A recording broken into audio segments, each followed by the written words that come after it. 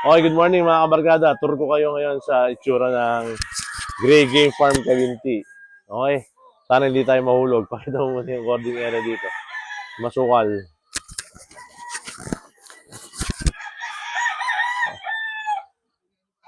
Okay, ngayon mga 800 na ang laman. Halika. Tatay.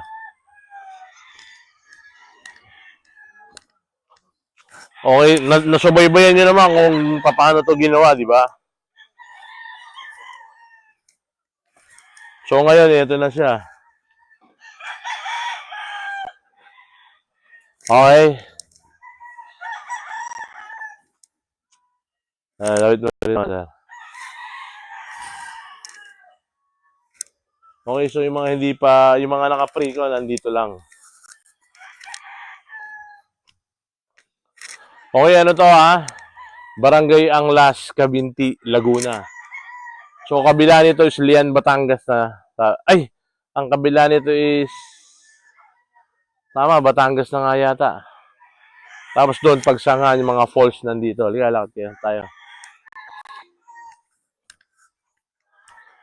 Ayan, pakita mo yung nagpapatok kayo, sakto.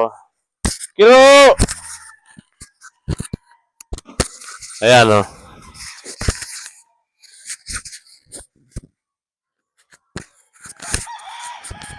Okay, buti nga may mga, ano na eh.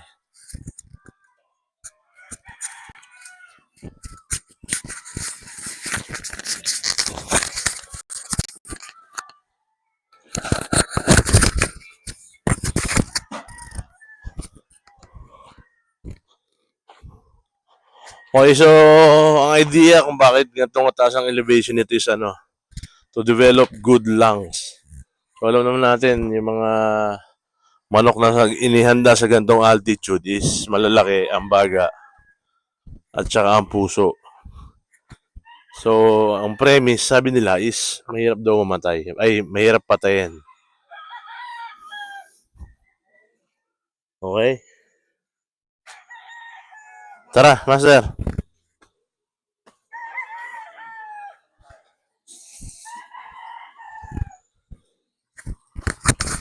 Ano ulam? Ano niluluto nyo?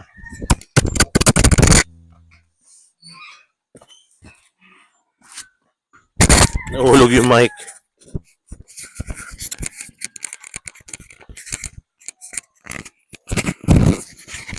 Ano ulam natin?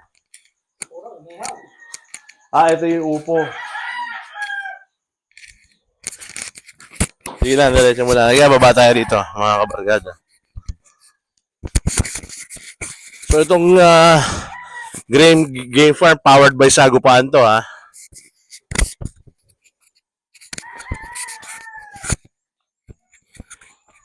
Nung araw yung mga nakasubaybay dito hindi kami makababa kasi madulas.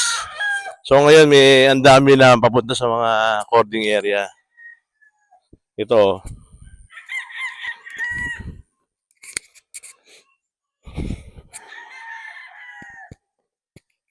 So ito rolling hills ha.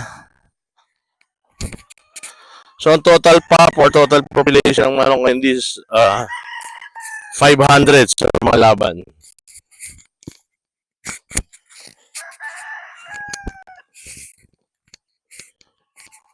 So hanggang doon lahat yan, puro cord. So ang total population ng farm personnel is 11. Lahat sila may kanya-kanyang assignments kung saan magpapato ka. So ang range natin nandun sa baba, pinakadulo.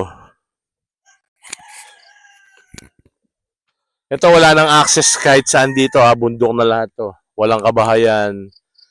And wala rin silang dadaanan kundi dito rin. Yun, nakakit sila ng bundok. So may mga security measures din tayo dito sa baba.